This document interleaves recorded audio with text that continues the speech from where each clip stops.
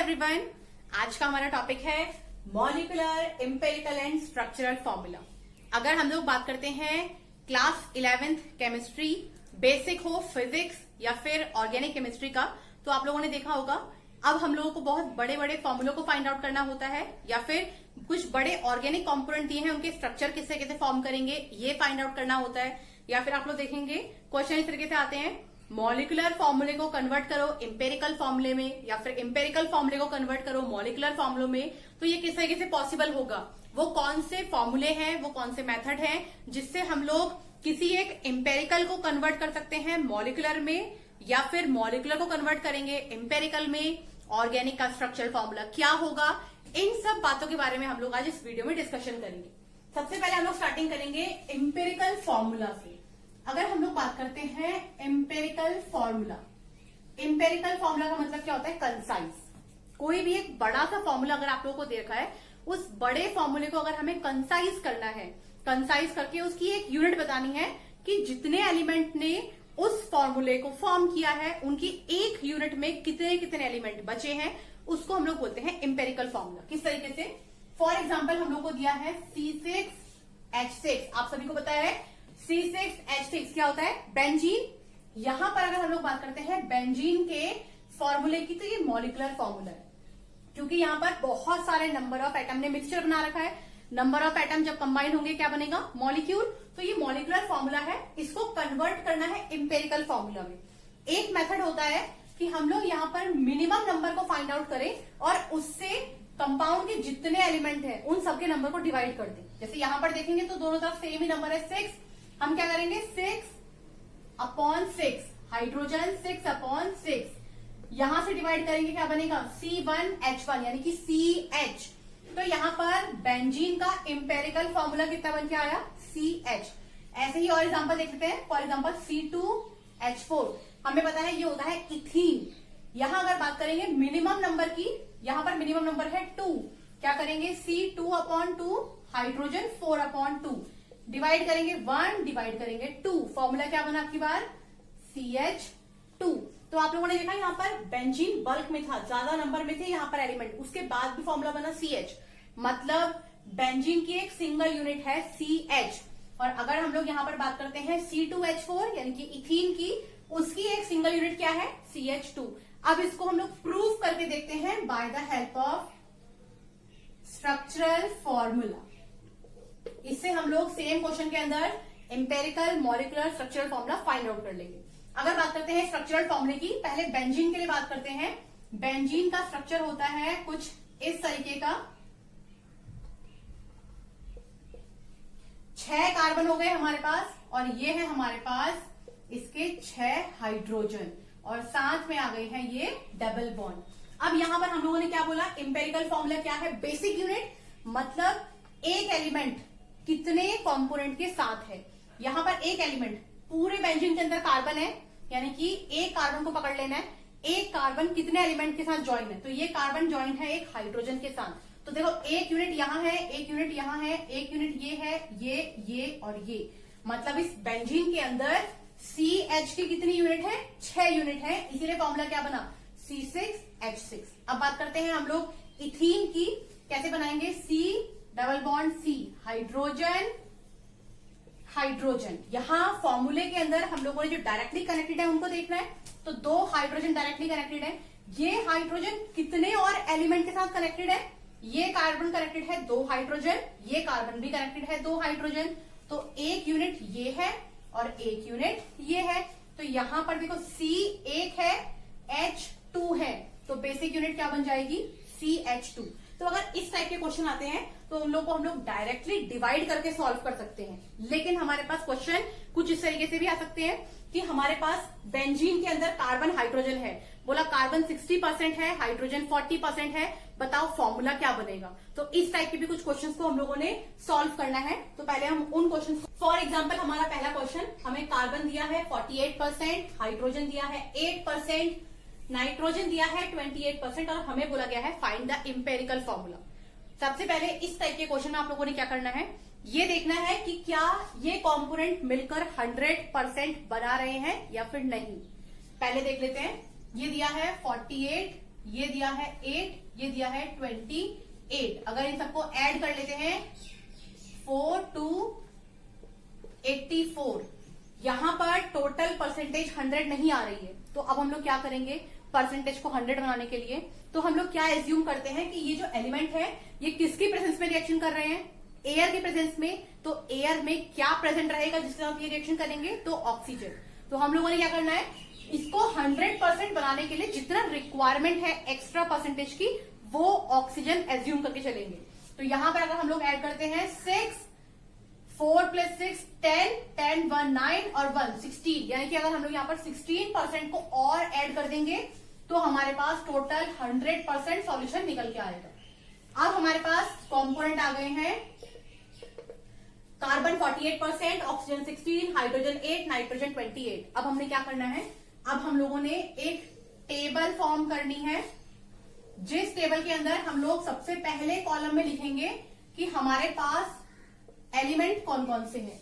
पहला एलिमेंट है कार्बन, अगला एलिमेंट है हाइड्रोजन, अगला एलिमेंट है नाइट्रोजन, अगला एलिमेंट है ऑक्सीजन। नेक्स्ट हम लोगों को परसेंटेज कितना दिया है इनका, कार्बन का दिया है 48, हाइड्रोजन 8%, नाइट्रोजन 28, ऑक्सीजन 16%। उससे नेक्स्ट में हम लोग लिखते हैं इनका एटॉमिक वेट कितना है। कार्बन का एटॉमिक नंबर होता है 6, वेट होता है 12, हाइड्रोजन का 1, नाइट्रोजन के लिए 14 और ऑक्सीजन के लिए होता है 16। नेक्स्ट हम लोग कॉलम में निकालेंगे इनके मोल्स क्या है। मोल्स का फॉर्मूला क्या होता है, मोल्स का फॉर्मूला होता है given weight divide by molar mass या फिर उसका एटॉमिक मास। तो यहां पर हम लोगों को गिवन वेट दिया है 48%, परसेंटेज को हम लोग एज अ वेट लेके चल रहे हैं। 48% divide by 12, 8 divide by 1, 28 divide by 14, 16 divide by 16। तो नेक्स्ट में हम लोग निकालेंगे इनका रेशियो, हमारे पास क्या निकल के आया है, ये आएगा 1 to 8, 12 4 जा 48।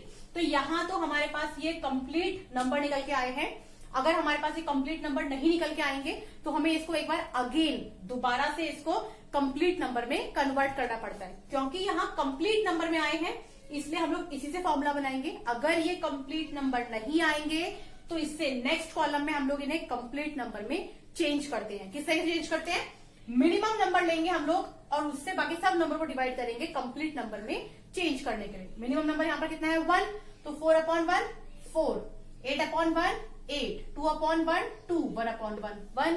तो अगेन सेम ही नंबर आ गए हैं, इसलिए हमने इसको यहां से आगे इक्वेट नहीं किया था। अगर ये सेम नंबर नहीं आते हैं, कंप्लीट नंबर नहीं है, तो हमें इन्हें कन्वर्ट करने के लिए नेक्स्ट कॉलम बनाना होता है। अब बात करते हैं कार्बन कितना है 4, फॉर्मूला क्या बनेगा C4। हाइड्रोजन कितने हैं 8, H8, नाइट्रोजन कितने हैं 2, N2, ऑक्सीजन कितने हैं 1, O1। तो फॉर्मूला क्या बना हमारा उस गिवन कंपोनेंट के लिए C4H8N2O। फिर हम लोग को दिया है कार्बन 34.6%, हाइड्रोजन 3.85%, ऑक्सीजन 61.55% और हमको बोला है फाइंड द एम्पिरिकल फॉर्मूला। आप लोग इन सारी परसेंटेज को ऐड कीजिएगा, ये आप लोगों को 100% मिलती है या नहीं ये आप मुझे कमेंट में लिख के बताइएगा। ये सारी 100% आनी चाहिए। अब अगर हम लोग बात करते हैं एम्पेरिकल फॉर्मूले के लिए, तो एम्पेरिकल फॉर्मूला हम लोगों ने क्या बोला था, हम लोगों को टेबल फॉर्म करना है। सबसे पहले कॉलम में हम लोग लिखेंगे कि हमारे पास एलिमेंट क्या है। तो हमारे पास यहाँ एलिमेंट क्या क्या दे रखे हैं, कार्बन, हाइड्रोजन एंड ऑक्सीजन। अगले में क्या लिखा जाएगा, परसेंटेज 34.6, 3.85, 61.55। अगले में लिखा जाएगा इनका एटॉमिक या फिर मॉलिक्यूलर वेट, कार्बन के लिए 12, हाइड्रोजन के लिए 1, ऑक्सीजन के लिए 16। नेक्स्ट निकालेंगे हम लोग इनके मोल्स। यहां पर अगर इनके मोल्स को फाइंड आउट करेंगे 34.6 divide by 12, 3.85 divide by 1, 61.55 divide by 16। अगर हम लोग इनका डिवीजन करेंगे तो पहला टर्म हमारे पास है 34.6 डिवाइड बाय 12, कितना आएगा डिजिट हमारे पास 2.88।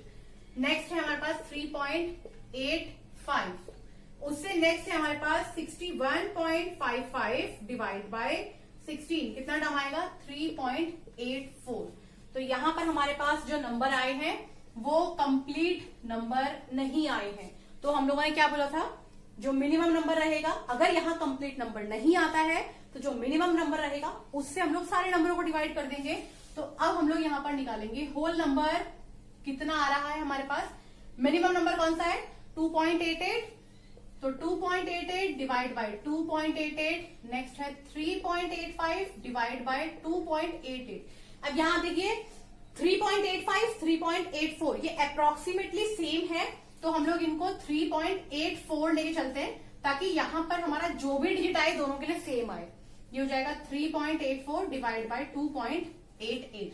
अगर यहाँ डिवीजन करेंगे ये हो जाएगा 1। इसको पूरा मत डिवाइड करना, इसको क्या करना है हमेशा फ्रैक्शन में लेना है, ताकि हमें ये पता लग जाए कि हमारे पास कौन सा ऐसा नंबर रिक्वायर्ड होना चाहिए जिससे ये कंप्लीट नंबर बन पाए। ये हो जाएगा 4/3। अब हम देखेंगे इनको डिवीजन करने के बाद भी पूरा नंबर नहीं आया। अब इसको होल नंबर कन्वर्जन करना है। किस तरीके से होगा कन्वर्जन, अगर मैं यहाँ मल्टीप्लाई कर देती हूँ 3 की, तो 3 से 3 कैंसिल आउट हो जाएगा, कंप्लीट नंबर बन जाएगा 4। तो सेम अगर हम लोग यहां मल्टीप्लाई कर रहे हैं 3 की, तो हमें यहां भी मल्टीप्लाई करनी पड़ेगी 3 की, और हम लोगों को यहां भी मल्टीप्लाई करनी पड़ेगी 3 की। तो ये हो जाएगा 3, ये हो जाएगा 4। तो अगर हम लोग बात करते हैं फाइनल फॉर्मूले की, तो हमारे पास फाइनल फॉर्मूला क्या बन के आया, कार्बन 3, हाइड्रोजन 4, ऑक्सीजन 4। तो हम लोगों ने क्या करना है, हम लोगों ने लास्ट वाले टर्म में ध्यान देना है कि हम लोग कभी भी उसको पॉइंट में ना निकालें, क्योंकि अगर हम यहां से डिवीजन करके यहां भी पॉइंट में निकाल देंगे तो वो फिर कॉम्प्लिकेट हो जाएगा। तो क्या करना है, फ्रैक्शन में निकालना है और फिर देखना है ऐसे किस नंबर से मल्टीप्लाई करें कि होल नंबर में कन्वर्जन हो जाए। तो इस तरीके सॉल्व करते हैं हम लोग इस टाइप के इंपेरिकल फॉर्मूला क्वेश्चन को। अब बात करते हैं कुछ मॉलिक्यूलर फॉर्मूला क्वेश्चन की। उससे पहले मैं आप लोगों को एक फॉर्मूला बता देती हूँ मॉलिक्यूलर फॉर्मूले को फाइंड आउट करने के लिए। अगर हम लोग बात करते हैं मॉलिक्यूलर फॉर्मूला, मॉलिक्यूलर फॉर्मूला आप लोगों को निकालना है। अगर आप लोगों को इंपेरिकल फॉर्मूला दिया है और आप लोगों को बोला है मॉलिक्यूलर फॉर्मूला निकालना है, तो यहां मल्टीप्लाई होती है n की। n वो नंबर होता है जो हम लोग इंपेरिकल फॉर्मूला में मल्टीप्लाई करने के बाद मॉलिक्यूलर फॉर्मूला निकाल सकते हैं। यानी कि हम कह सकते हैं n वो नंबर है, वो मैक्सिमम नंबर है जिससे इंपेरिकल फॉर्मूला में मल्टीप्लाई करने के बाद मॉलिक्यूलर फॉर्मूला निकल के आता है। और अगर हमें क्वेश्चन में इंपेरिकल फॉर्मूला भी नहीं दिया है तो इस मेथड को यूज करके पहले इंपेरिकल फॉर्मूला निकालेंगे, n की वैल्यू गिवन करेंगे, तो उसको मल्टीप्लाई करके हम लोग मॉलिक्यूलर फॉर्मूला फाइंड आउट करते हैं। तो कुछ क्वेश्चन करके देख लेते हैं। इसके क्वेश्चन में हम लोग को कॉम्पोनेंट गिवन कर दिए हैं, कौन कितनी परसेंटेज में है, साथ में यहाँ हम लोग को एक्स्ट्रा में मॉलिक्यूलर मास प्रोवाइड किया है 368 यूनिट। मॉलिक्यूलर मास प्रोवाइड किया है और मॉलिक्यूलर फॉर्मूला ही पूछा है। हम क्या करेंगे, हम लोग सबसे पहले इन गिवन एलिमेंट से इसका इंपेरिकल फॉर्मूला निकालेंगे। इंपेरिकल फॉर्मूला हम लोगों ने निकालना सीख लिया है। हम लोगों ने एक टेबल फॉर्म करनी है, जिस टेबल में हम लोग सबसे पहले कॉलम में लिखेंगे कि यहां पर एलिमेंट क्या क्या है। पहले कॉलम में लिखा है हम लोगों ने इसके एलिमेंट। हम लोगों को क्या क्या एलिमेंट गिवन किए हैं, पोटेशियम मिला है, आयरन मिला है, कार्बन मिला है, नाइट्रोजन मिला है। आप इन सबको ऐड करना और बताना कि ये 100% आ रहे हैं या फिर नहीं। नेक्स्ट है हमारे पास इसका परसेंटेज कितना दिया है, 42.391%, 15.2173%, 19.5652%, 22.8260। नेक्स्ट में हम लोग क्या लिखेंगे, इसका एटॉमिक वेट। कार्बन का होता है 12, नाइट्रोजन का 14, Fe के लिए होता है 56, पोटेशियम के लिए होता है 39। नेक्स्ट बात करेंगे हम लोग इनके मोल्स के। Moles again this number divide by this, ये हो जाएगा 42.391 डिवाइड बाय 39, ये हो जाएगा 15.2173 divide by 56। Next 19.5652 divide by 12। Next 22.8260 divide by 14। हम लोग इनका डिवीजन कर लेंगे। पहला है हमारे पास 42.391 डिवाइड बाय 39। हमारे पास डिजिट आएगा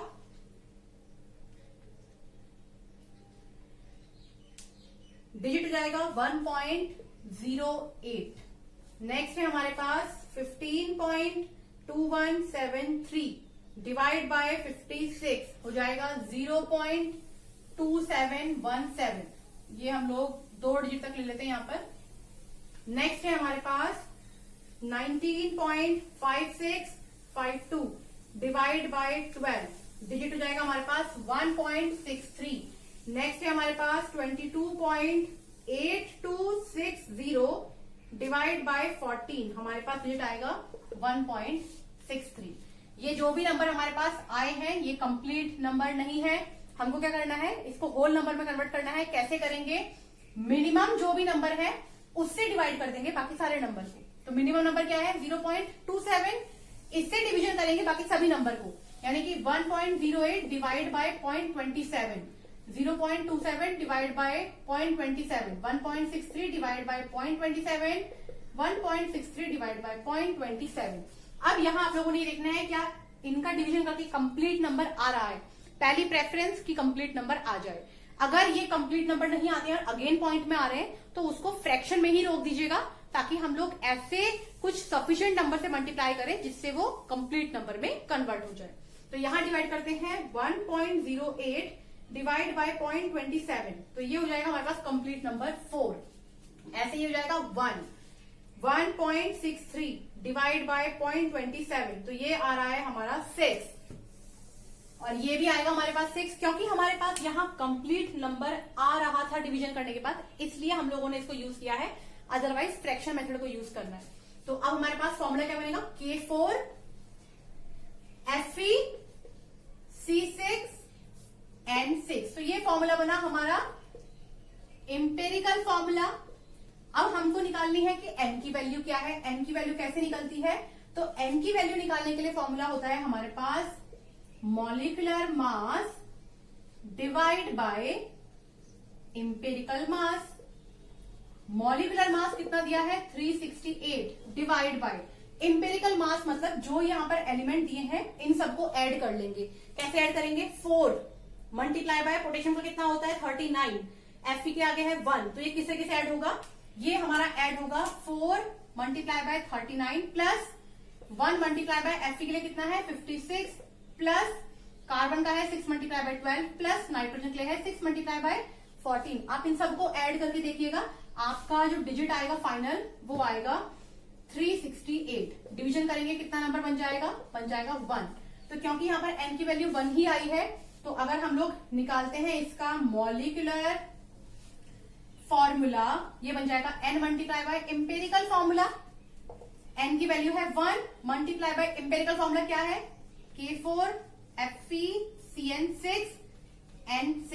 तो क्योंकि यहाँ पर हमारा वैल्यू 1 है तो मल्टीप्लाई करेंगे कोई फर्क नहीं पड़ने वाला, तो यही हमारा मॉलिक्यूलर फॉर्मूला रहेगा। लेकिन अगर ऐसा होता कि यहाँ पर n की वैल्यू कुछ और आती, फॉर एग्जाम्पल 2, तो 2 की मल्टीप्लाई जितने नंबर हैं उन सब में होगी। जैसे यहाँ पर 4, तो 2 4 जा 8, तो K 8 बन जाएगा।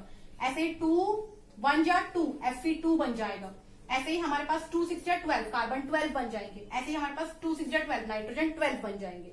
तो वो फॉर्मूला चेंज हो जाता है। अगर यहाँ पर ऐसा होता तो ये चेंज हो जाता, लेकिन यहाँ पर क्योंकि n की वैल्यू 1 है तो यही हमारा मॉलिक्यूलर फॉर्मूला रहेगा जो हमारा एम्पेरिकल फॉर्मूला आया था। तो ये थे हमारे कुछ question empirical formula, molecular formula और स्ट्रक्चरल फॉर्मूला के लिए। अगर इस वीडियो के रिगार्डिंग आप लोगों के कुछ कमेंट्स हैं तो प्लीज उसको कमेंट सेक्शन में लिख दीजिएगा। कुछ रिक्वायरमेंट्स हैं एक्स्ट्रा न्यूमेरिकल्स की, क्वेश्चंस की, कुछ डाउट्स हैं तो प्लीज उसको कमेंट सेक्शन में मुझसे पूछिएगा, मैं उसको रिप्लाई करूंगी। और अगर आप लोगों को ये वीडियो पसंद आएगी तो प्लीज इस वीडियो को लाइक कीजिएगा, शेयर कीजिएगा और मेरे चैनल को सब्सक्राइब कीजिएगा। आज के लिए इतना ही, थैंक यू।